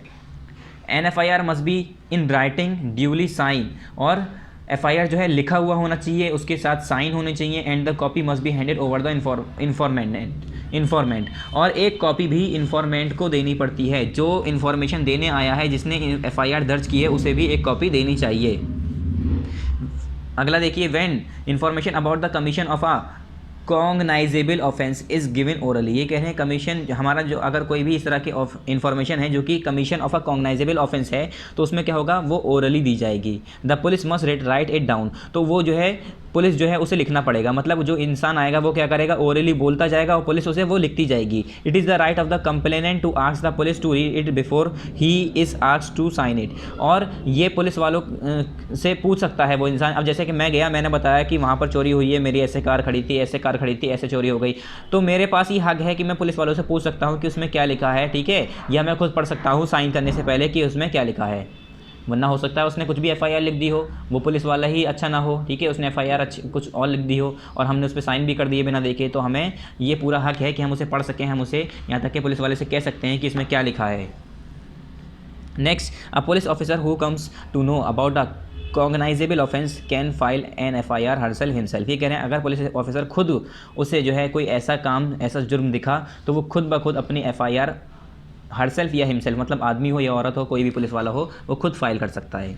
FIR is generally a complaint log with the police by the victim of the cognizable offence. ये कि कोई भी कॉग्नाइजेबल ऑफेंस होगा उसके खिलाफ जो है एफआईआर क्या होती है, एक जनरली एक कंप्लेंट होती है, ठीक है, जो पुलिस और विक्टिम के बीच में लिखी जाती है। मतलब पुलिस वाले लिखते हैं और विक्टिम के जरिए बताई जाती है। An FIR must contain the place, state and time of the incident. FIR के अंदर क्या क्या चीज़ें होनी चाहिए कि जैसे कि मैंने बताया वहाँ पर एक एक्सीडेंट हुआ या वहाँ पर एक आदमी ने गोली मारी, तो मैं जगह बताऊँगा कहाँ मारी, किस जगह पर, स्टेट, ठीक है, प्लेस, और टाइम भी बताऊंगा कि किस टाइम मारी। यानी सारी चीज़ें उसमें लिखी जाती हैं, जितनी भी इन्फॉर्मेशन वो इंसान को दे सकता है, जितनी भी इन्फॉर्मेशन उसके पास मौजूद है। It is however not necessary that only the victim of the crime should file an FIR. ये कह रहे हैं ज़रूरी नहीं है कि खाली जो विक्टिम है, क्राइम का जो विक्टिम है, जिसने ये काम होते हुए देखा है, क्राइम होते हुए देखा है, वही जो है एफआईआर करे, ठीक है। Anyone who knows about the then file an FIR. ये कह रहे हैं कोई भी इंसान हो जो कि जानता है उसके बारे में, ठीक है, उसके बारे में जो भी काम, जो जैसे कि मैंने कहा कहीं पर क्राइम हो रहा है, ठीक है, कहीं पर डकैती हो रही, चोरी हो रही, तो जिसने देखा है वही नहीं, या कोई विक्टिम है, गवाह है, वही नहीं, कोई भी जो उसके बारे में जानता हो एफआईआर कर सकता है। Next, an elaborate description of the incident is also necessary. एक डिस्क्रिप्शन, पूरा एक एलेबोरेट डिस्क्रिप्शन भी दिया जाता है इंसिडेंट का, कि कैसे हादसा हुआ, क्या हुआ, कैसे हुआ था, सारी चीज़ें डिस्क्राइब की जाती हैं उसके अंदर, वो भी ज़रूरी होती हैं। Every complaint has a right to ask for a copy of the FIR free of cost. ये कह रहे हैं जितने भी कंप्लेनेंट होते हैं, मतलब जो कंप्लेन करने आते हैं, जिसने एफआईआर लिखवाई है, जो पुलिस स्टेशन आके एफआईआर लिख रहा है, उसके पास हक होता है कि वो एफआईआर की कॉपी जो है बिना पैसे दिए मांग सकता है, ठीक है। हो सकता है उसने एफआईआर लिखी हो, वो चाह रहा हो हमारे पास भी एक कॉपी हो, ठीक है, जो कि हो सकता है आगे उसके इस्तेमाल में आ जाए, यूज़ हो जाए, तो वो बिना पैसे दिए फ्री में उसे एक कॉपी दी जाएगी। फिर नेक्स्ट देखिए पेज नंबर 190 पर last, FIR is the first step toward the justice. ये कह रहे हैं एफआईआर जो है पहला स्टेप होता है जस्टिस के लिए, ठीक है। अगर आप अपने जस्टिस के लिए, हक के लिए लड़ रहे हैं तो फिर सबसे पहला स्टेप होता है, हमारा सबसे पहला कदम होता है FIR, because it is after the logging off an FIR that police takes up the investigation in the cases. ये कह रहे हैं क्यों, क्योंकि आपने देखा होगा जब एफआईआर कर दी जाती है उसके बाद ही जो है सारे इन्वेस्टिगेशन पुलिस की स्टार्ट होती है किसी भी केसेस में। If a police officer refuse to log complain it is illegal on the part of the police officer. ये कह रहे हैं अगर कोई पुलिस ऑफिसर कंप्लेन लिखने से मना कर रहा है, एफआईआर लिखने से मना कर रहा है, तो वो पुलिस ऑफिसर इलीगल काम कर रहा है, ठीक है, मतलब वो पुलिस ऑफिसर की तरफ से गलती आएगी, फिर आपकी इसमें कोई गलती नहीं है। If any police officer refuses to register your FIR, you can have recourse to other method। ये कह रहे हैं अगर कोई पुलिस ऑफिसर जो है क्या मना कर रहा है एफआईआर लिखने से, तो आप दूसरे मेथड भी रिकोर्स कर सकते हैं, दूसरे मेथड भी अप्लाई कर सकते हैं। जैसे you can take help of high officer. दूसरे मेथड में क्या है कि आप उससे हाई ऑफिसर के पास जा सकते हैं, उसकी मदद ले सकते हैं, या you can send your report in writing to the superintendent of police. या जो हमारा एसपी होता है, सुपरिटेंडेंट ऑफ पुलिस होता है, उसे आप राइट करके लिख कर सारी रिपोर्ट भेज दिए कि आपका जो यहाँ का जो पुलिस ऑफिसर है वो हमारी रिपोर्ट नहीं लिख रहा है, ठीक है, सारी चीज़ें बता दिए। या you can file a private complaint before the court having jurisdiction. और आप जो है खुद ब खुद एक प्राइवेट कंप्लेंट जो है कोर्ट में भेज सकते हैं, ठीक है, बिफोर हैविंग ज्यूरिसडिक्शन, मतलब किसी भी वक्त की जो कोर्ट में जाके आप जो है उसके खिलाफ कंप्लेन कर सकते हैं। You can go to the state human right commission. और स्टेट ह्यूमन राइट कमीशन के पास आप जा सकते हैं और नेशनल ह्यूमन राइट कमीशन के पास जा सकते हैं और उससे मांग कर सकते हैं कि ये हमारा हक है, हम एफआईआर कर सकते हैं, तो हमारी एफआईआर क्यों नहीं लिखी जा रही है। तो वो आपको फिर वो हक दिलाएगा और आपको बताएगा या उस आदमी को सज़ा देगा जो आपकी एफआईआर नहीं लिख रहा है, क्योंकि उसने भी कानून तोड़े हैं, चाहे वो पुलिस वाला ही क्यों ना हो। ये क्या है, लोकयुक्ता। ये क्या है, the Lokayukta is an anti corruption ombudsman organization. ये एंटी करप्शन ओम्बड्समैन ऑर्गेनाइजेशन है एक इंडिया स्टेट के अंदर, ठीक है। द एडमिनिस्ट्रेटिव रिफॉर्म्स कमीशन यानी ARC headed by Morarji Desai submitted a special interim report on problem of redressal of citizens grievance. ठीक है, जो एडमिनिस्ट्रेशन रिफॉर्म्स है, यानी जो हमारी द एडमिनिस्ट्रेशन रिफॉर्म्स कमीशन है हमारी, जो कि मोराजी देसाई के ज़रिए हेड की गई थी, उन्होंने क्या किया, submitted a special interim report. उन्होंने एक स्पेशल इंटरिम रिपोर्ट बनाई किस पे, on problems of redressal of citizens grievance. Grievance कहते हैं लालच, ठीक है, इन 1966। In this report the ARC recommended, क्या, जो ARC है यानी एडमिनिस्ट्रेटिव रिफॉर्म्स कमीशंस हैं, उसने क्या रिकमेंड किया, the setting up of 2 special authorities design a Lokpal and Lokayukta. उन्होंने 2 स्पेशल अथॉरिटीज़ का सेटिंग करी, जिसमें क्या क्या है, एक लोकपाल और Lokayukta, for the redressal of the citizens grievance, जिससे जो है जो सिटीजन्स की ग्रीवेंस है उसे रिड्रेसल करा जा सके। The Lokayukta along with the income tax department and the anti corruption bureau. Redressal मतलब जो वो लोग जो कि सिटीजन्स के, ग्रीवेंस का मतलब जो लोग ऐसे सिटीजन्स जो कि लालची हों, ठीक है, उसके खिलाफ स्टेप्स उठाए जा सकें। तो Lokayukta along with the income tax department, यानी जो लोकयुक्ता और इनकम टैक्स डिपार्टमेंट उन दोनों ही आपस में साथ में, and the anti corruption bureau, और जो एंटी करप्शन ब्यूरो हैं वो सब मिलकर mainly help people bring corruption among the politician and offence in the government services to the public attention. वो क्या करते हैं, लोगों की करप्शन के समय में मदद करते हैं among the politicians and officers in the government services to public attention. आपने देखा होगा कई जगह ऐसे जो है पब्लिक ऑफिसर्स, ठीक है, गवर्नमेंट ऑफिसर्स, पॉलिटिशियंस भी यहाँ तक के करप्शन ऐसे करते हैं, तो इसके खिलाफ जो है आवाज़ उठाई जाती है। तो ये जो मैंने बताया एडमिनिस्ट्रेशन रिफॉर्म्स कमीशन, इसने क्या किया था, इसने ये ऐसा एक वो निकाला, ऑर्गेनाइजेशन बनाई, जिसमें क्या था ऑर्गेनाइजेशन में कि problems of redressal of citizens grievance, मतलब जो सिटीजन्स की लालच है, ग्रीवेंस है, उसे सॉल्व करना है। ठीक है, कोई लालच की वजह से दूसरे को नुकसान न कर रहा हो। आपने देखा होगा बहुत ज़्यादा करप्शन होता है, इधर से उधर पैसे लिए, उसका एडमिशन कराया, उसके पैसे लिए, उसकी जॉब लगवाई। ठीक है, ये सब क्या है, करप्शन ही तो है, ईमानदारी की बात ही नहीं है। चलिए यहाँ पर रीडिंग कंप्लीट, अब आ जाइए इसकी एक्सरसाइजेस पर। पहला है हमारा चूज द करेक्ट ऑप्शन, जो कि हमें किस में करना है, बुक में ही करना है। तो यहाँ पर देखिए 1 क्या है, robbery is a dash case. Robbery क्या है, कॉन्स्टिट्यूशनल केस है, सिविल केस है, क्रिमिनल केस है, या नॉन ऑफ दीज। तो रॉबरी क्या है, एक क्रिमिनल केस है। ठीक है, तो इसका हो गया ऑप्शन नंबर सी। पहले का सी है, इस पर आप टिक कर दिए। दूसरा देखिए, supreme court guidelines was given by. Supreme court guideline किसने दी थी, पी के बसु ने, सी के बसु ने, डी के बसु ने, या नॉन ऑफ दीज। तो सुप्रीम कोर्ट गाइडलाइंस किसकी गाइडलाइंस थी, डी के बसु की गाइडलाइंस थी। ठीक है, डी के बसु ने दी थी ये। तो इसका भी ऑप्शन नंबर सी है, पहला और दूसरा ऑप्शन नंबर सी, इस पर टिक कर दिए। फिर नेक्स्ट पेज नंबर ये क्या है, 90 है, 190। अब देखिए 191, यानी यहाँ पर ऊपर, यहाँ देखिए, an FIR is filed at which of this place. FIR कहाँ पर की जाती है, पुलिस स्टेशन, क्लिनिक में, कोर्ट में, या CBI में। तो पुलिस स्टेशन जाके FIR की जाती है। ठीक है, तो इसका ऑप्शन हो गया ए।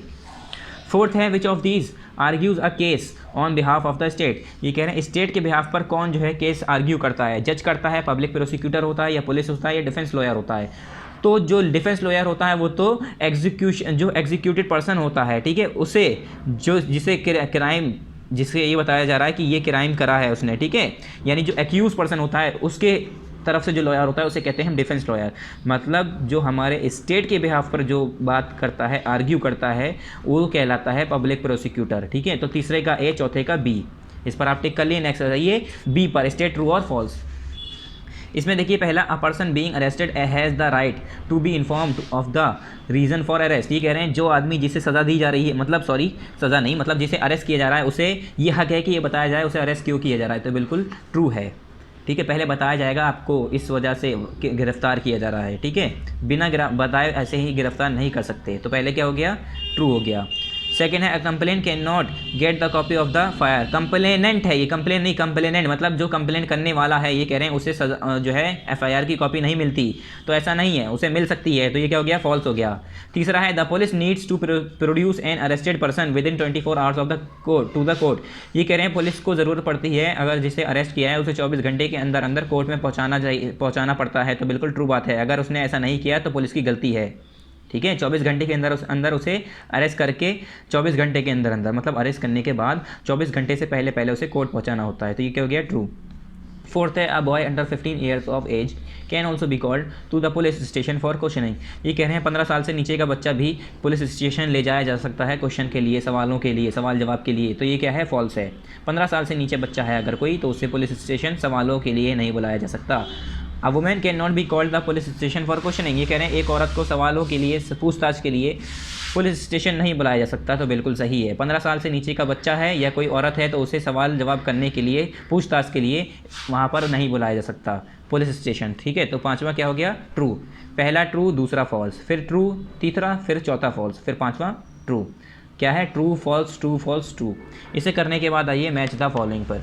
मैच द फॉलोइंग में देखिए, match the following column C, exercise कौन सी है, C. Column A column B. Accuse का मतलब क्या होता है, first handed, sorry under trial जो होता है आदमी, मतलब जो ट्रायल जिसके ऊपर चल रहा होता है, अभी वो क्रिमिनल बताया नहीं गया होता है। विटनेस क्या है, विटनेस गवाह जो होता है, ठीक है, फर्स्ट हैंड अकाउंट जो होता है। और कॉग्नाइजेबल का मतलब क्या होता है, कॉग्नाइजेबल एक इलीगल कस्टडी जो होती है। फोर्थ यानी डिटेंशन, डिटेंशन का मतलब मैंने बताया था arrest can be made without court, जो कि बिना कोर्ट के अरेस्ट किया जाता है। तो पहला लगा दिए सी के आगे, 1 लिख दिए, 2 लिख दिए कहाँ पर, डी के आगे, 3 लिख रही है कहाँ पर, ए के आगे, और 4 लिखिए बी के आगे। तो पहला हो गया 3 4 1 2, ठीक है। आप नंबर लिख लिए या तो फिर आप मैच करना चाह रहे हैं तो मैच कर दिए। नेक्स्ट क्या है, fill in the blanks, exercise D. Fill in the blanks taking help from the given words providing in the box. देखो सारे बॉक्स में सारे वर्ड इसमें सही नहीं है, ठीक है, कुछ ही वर्ड, 1-2 वर्ड यहाँ पर सही हैं, बाकी सारे गलत हैं। तो हमने यहाँ पर लिख दिया है फिल इन द ब्लैंक्स, इसे मत देखिए ये गलत है। यहाँ पर देखिए पहला, the police can not detain a person for more than 24 hours without a FIR। ये कह रहे हैं किसी इंसान को पुलिस जो है 24 घंटे तक नहीं, 24 घंटे से ज़्यादा नहीं रख सकती अगर कोई उसके खिलाफ FIR ना हो, ठीक है। The victim need to file an FIR with the police in case of crime. ये कह रहे हैं किसी भी तरह का अगर क्राइम हो रहा है तो विक्टिम को किस चीज़ की ज़रूरत पड़ती है, FIR करने की। देखो यहाँ पर ना FIR है ना ही विक्टिम दिया हुआ है, तो ये वाले सारे गलत हैं, ठीक है। ये सारे गलत नहीं है मगर तब भी हम इसे काट दे रहे हैं, हमने जब इसमें कर दिया तो आप इसे मत देखिए। पहले में FIR, दूसरे में विक्टिम, तीसरा देखिए द डिफेंस लॉयर। क्या, द डिफेंस लॉयर, यहाँ पर ये डिफेंस लॉयर तो दिया है तो स्पेलिंग देख लीजिएगा आप। The defence lawyer fights the case on behalf of the accuse. जो एक्यूज होता है उसके बिहाफ पर कौन लड़ता है, डिफेंस लॉयर जो होता है, ठीक है। फिर है the public prosecutor fights the case on behalf of the state. तो पब्लिक प्रोसिक्यूटर भी यहाँ पर दिया हुआ है, ठीक है। तो स्टेट के बिहाफ पर कौन लड़ता है, पब्लिक प्रोसिक्यूटर लड़ता है। फिर है यहाँ पर द हटा के एन कर दिए, an accuse has the right to seek help from a defence lawyer, ठीक है। एक्यूज़ के पास ये राइट होता है कि वो जो है डिफेंस लॉयर से मदद ले सके, ठीक है। पहले में क्या है FIR, दूसरे में विक्टिम, तीसरे में defence lawyer DEFENCE defence LAWYER lawyer, चौथा है पब्लिक प्रोसिक्यूटर PUBLIC पब्लिक। फिर प्रोसिक्यूटर की स्पेलिंग क्या है, PROSE CUTOR पब्लिक प्रोसिक्यूटर। उसके बाद यहाँ पर क्या लिखा है, द हटा के मैंने एन कर दिया है। फिर यहाँ पर क्या है एक्यूज्ड, ACCUSED एक्यूज्ड। ये सारी एक्सरसाइज कंप्लीट। अब हमारी जो एक्सरसाइज ई है और एक्सरसाइज एफ है, यही दोनों हमें किस में करनी होती है, कॉपी में। तो यहाँ पर हम क्या लिखेंगे, इन कॉपी, ठीक है। तो हम यहाँ पर लिख दे रहे हैं इन कॉपी, मतलब ये आपको कॉपी में करनी है, इसलिए हम यहाँ पर याद रहने के लिए आपके लिख देते हैं। ये दोनों एक्सरसाइजेज आपको कॉपी में करनी है स्टूडेंट्स, जल्दी जल्दी करेंगे। पहला ये देखिए, what is the role of the defence lawyer. Defence lawyer का रोल क्या होता है, तो डिफेंस लॉयर क्या करता है, एक्यूज पर्सन की तरफ से बोलता है। क्या डिफेंस लॉयर क्या करता है, defence lawyer fights the cases on behalf of the accused, ठीक है। तो यहाँ पर क्या लिखना है, पहले आ जाइए यहाँ पर देखिए पेज नंबर 189, पेज नंबर 189 पर इसका आंसर है। यहाँ पर थोड़ा सा जो राइट टू लाइफ था अंडर आर्टिकल 21, यहाँ पर देखिए, ठीक है। यहाँ पर देखिए अ पर्सन एंजॉयज, यहाँ पर देखिए a person enjoys right to life under article 21 of the constitution for a just and reasonable fair procedure the accuse person is tried. ये मैंने काटा नहीं है बच्चों, लाइन मेरी ऊपर चली गई है, ठीक है। The accuse person is tried in an open court, he she is defended by a lawyer. और वो लॉयर कौन सा होता है, the case is cross examined by the prosecution lawyer, जो एक प्रोसिक्यूशन लॉयर होता है। और जो when evidences is not found against the accuse he she is acquitted, ठीक है। तो ये तो छोड़िए, इसे पूरा मत करिए, मैं जो टिक लगा रहा हूँ पहले वहाँ से कर लिए, मैं बता रहा हूँ, इसे रब कर दिए, ज़्यादा बड़ा हो जाएगा answer.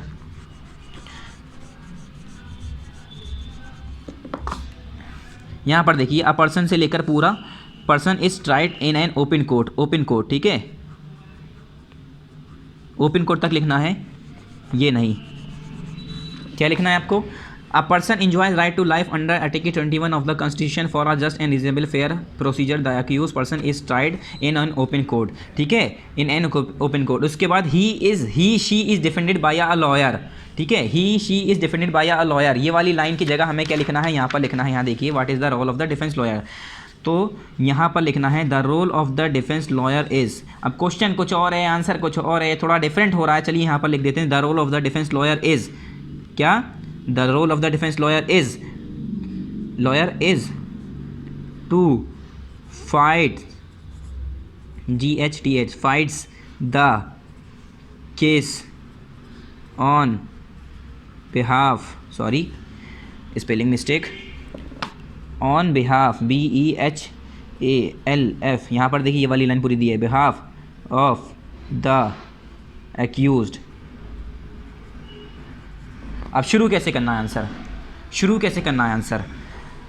What is the role of the defence lawyer, question उतारा, उसके बाद आप लिखेंगे the role of the defence lawyer is to fights the case on behalf of the accused. ये बच्चों ED लास्ट में लिखा है, थोड़ा यहाँ पर दिख रहा नहीं होगा आपको, accused, on behalf of the accused, because क्या, on behalf of the accuse, उसके बाद लिखेंगे आप बिकॉज, एक्यूज के बाद लिखेंगे बिकॉज BECAUSE, बिकॉज के बाद से आ जाएंगे आप कहाँ पर, पेज नंबर 189 पर, पेज नंबर 189 पर, ये लिखा नीचे पेज नंबर 189।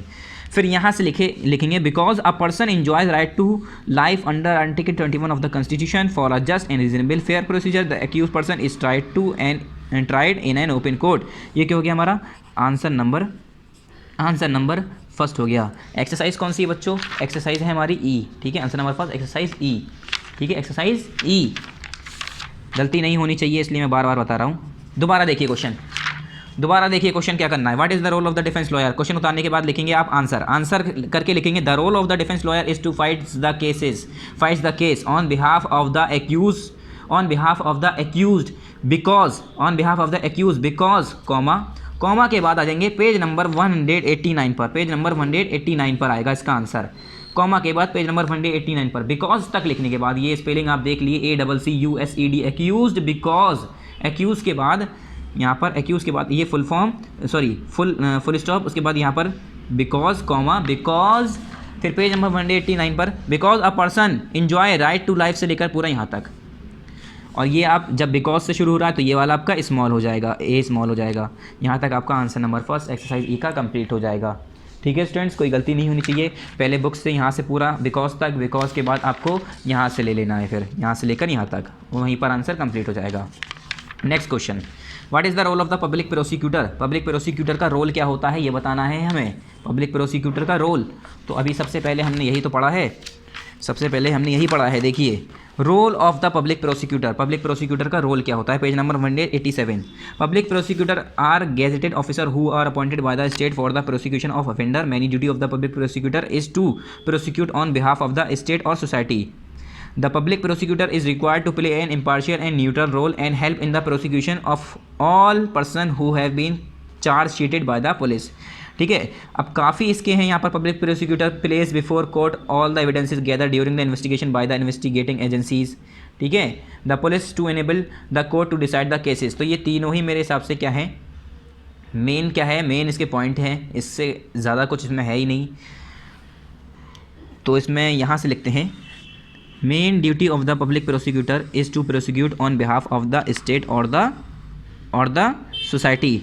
ठीक है, उसके बाद यहाँ पर देखिए the public prosecutor is required to play an impartial and neutral role and help the prosecution of all the person who have been characterised by the chargesheet. अब ये पूरा यहाँ से यहाँ तक, मतलब यहाँ से लेकर आपको पूरा यहाँ तक लिखना है, यहाँ से लेकर यहाँ तक।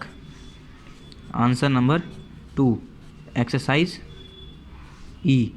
ठीक है, आंसर नंबर 2 एक्सरसाइज E। कहाँ से शुरू करना है बच्चों, पहले यहाँ से लेकर यहाँ तक, उसके बाद यहाँ से लेकर पूरा यहाँ तक, यानी पूरा यहाँ से यहाँ तक। आंसर नंबर 2 हो गया एक्सरसाइज E का। पेज नंबर कौन सा है, पेज नंबर है 187। तो मैं यहाँ पर लिख देता हूँ, ठीक है, page number 187। Explain the process of filing an FIR। ये कह रहे हैं FIR लिखने का पूरा प्रोसेस बताइए। तो आपको दिखाते हैं, ये देखिए FIR लिखने का इन्होंने पूरा प्रोसेस यहाँ पर बताया कि कैसे होगा। ठीक है, कोई फिक्स टाइम नहीं है, ये नहीं है, वो नहीं है। तो FIR लिखने का क्या होता है प्रोसेस, FIR लिखने का प्रोसेस, अब ऐसा कोई प्रोसेस नहीं है इसमें। आपसे कोई कहे कि ये बताओ FIR कैसे लिखी जाती है, तो इसका कोई प्रोसेस नहीं है, कोई तरीका नहीं है। मेन ऐसा कोई फिक्स बाउंड्री नहीं है कि इसी टाइम इस समय कारण करनी है। एफआईआर लिखने का सिंपल सा काम ये है कि एफआईआर कब लिखी जाती है, जब कोई आगे कंप्लेन करता है तो एक रिपोर्ट, पहली रिपोर्ट देनी पड़ती है। किससे पहले देनी पड़ती है? जब कार्रवाई शुरू करनी होती है उससे पहले रिपोर्ट लिखनी पड़ती है, तो वही रिपोर्ट जो है एफआईआर के तौर पर लिखी जाती है। ठीक है, तो ये वाला आपका आंसर जो है एज अ इम्पॉर्टेंट तो है नहीं, मगर आपको ये चलिए होमवर्क करना है। ठीक है, 4 लाइन का आंसर करना है, इससे बड़ा आपको इसका आंसर नहीं देना है। ठीक है, फिर है what is the role of the police in case of a crime being reported. ये कह रहे हैं जब रिपोर्ट की जा रही होती है कोई क्राइम तो उसमें पुलिस का काम क्या होता है। ठीक है, तो इसका आंसर क्या होगा, हमने बताया था अभी पुलिस का वर्क क्या होता है, रोल क्या होता है। चलिए स्टूडेंट्स, हम 3 वाला भी हम ही करा देते हैं कि हमें पता है, आप तो करेंगे नहीं। ठीक है, क्वेश्चन नंबर 3 का आंसर भी हम करा देते हैं। तो इसका आंसर पेज नंबर 189 पर है। चलिए आप लगा लिए इसका आंसर, आप लोग होमवर्क करते नहीं है तो इसलिए हम खुद ही करा देते हैं। ठीक है, आंसर नंबर 3 देखिए पेज नंबर 189 पर, पेज नंबर 189 पर इसका आंसर है कि एफआईआर की फिलिंग का प्रोसेस क्या है। तो यहाँ पर देखिए page number 189 question number 3 exercise ई, पेज नंबर 189।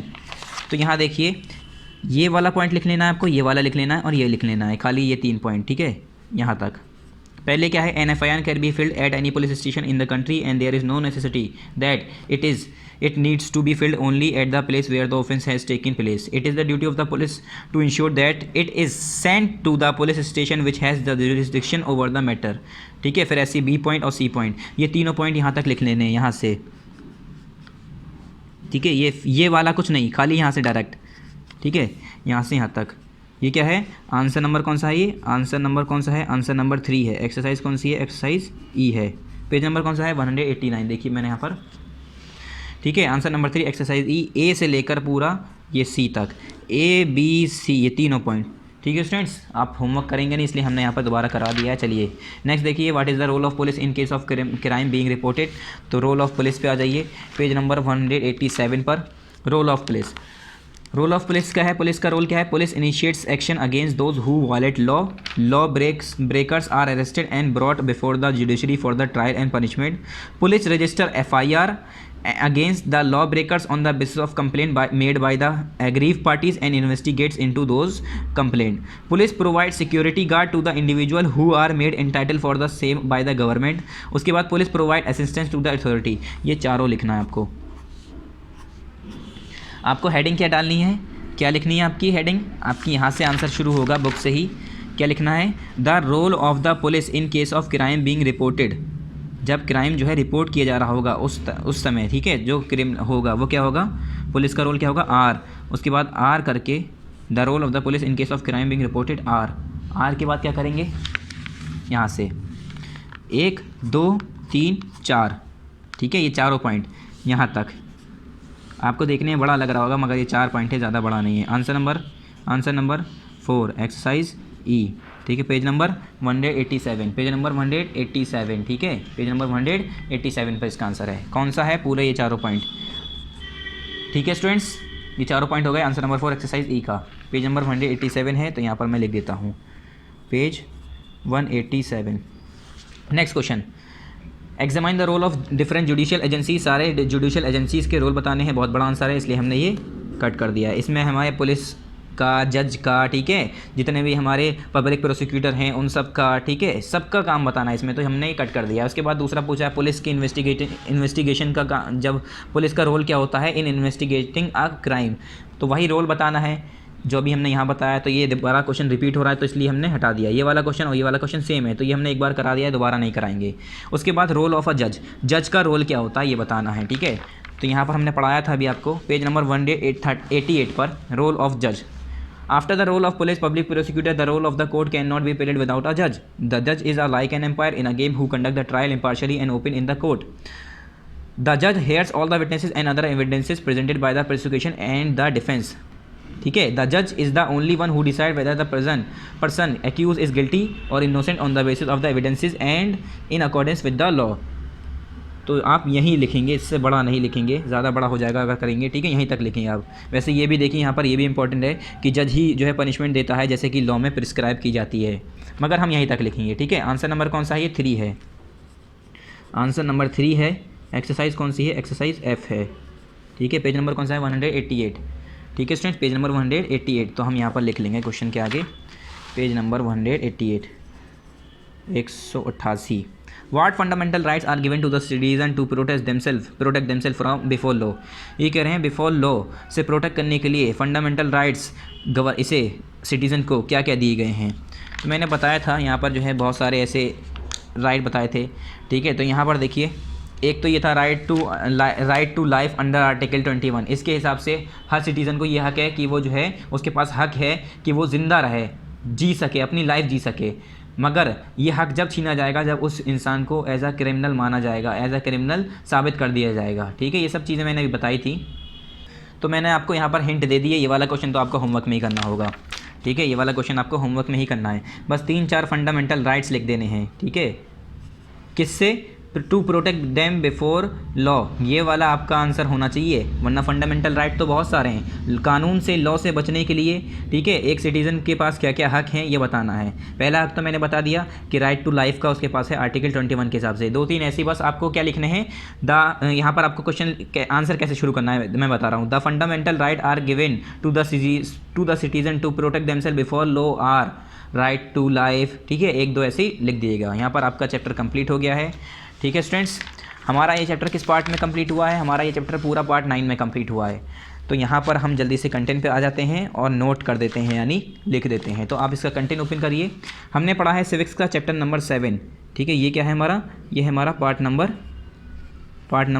9 में, जो कि आज हमने पेज नंबर 186 पर कंप्लीट कर दिया। नेक्स्ट हमारा लास्ट बचा है पार्ट नंबर 10 में स्टार्ट होगा जो, ठीक है। ये हमारा पार्ट नंबर 10 में स्टार्ट होगा, ठीक है। Chapter number 9 the economic presence of the government. सभी के हमने एक एक चैप्टर करा दिए हैं, ठीक है। इसका चैप्टर नंबर 9 हो गया है, मतलब बाकी रह गया है। इसका चैप्टर नंबर 6 बाकी रह गया है ज्योग्राफी का, और ऐसे ही हिस्ट्री में हमारा चैप्टर नंबर 10 बाकी रह गया है, ठीक है। India after independence. So next time बच्चों हम नेक्स्ट चैप्टर करेंगे। जो हमने ये भी कराया है हमारा कंप्लीट हो गया। Thank you very much. अस्सलाम वालेकुम।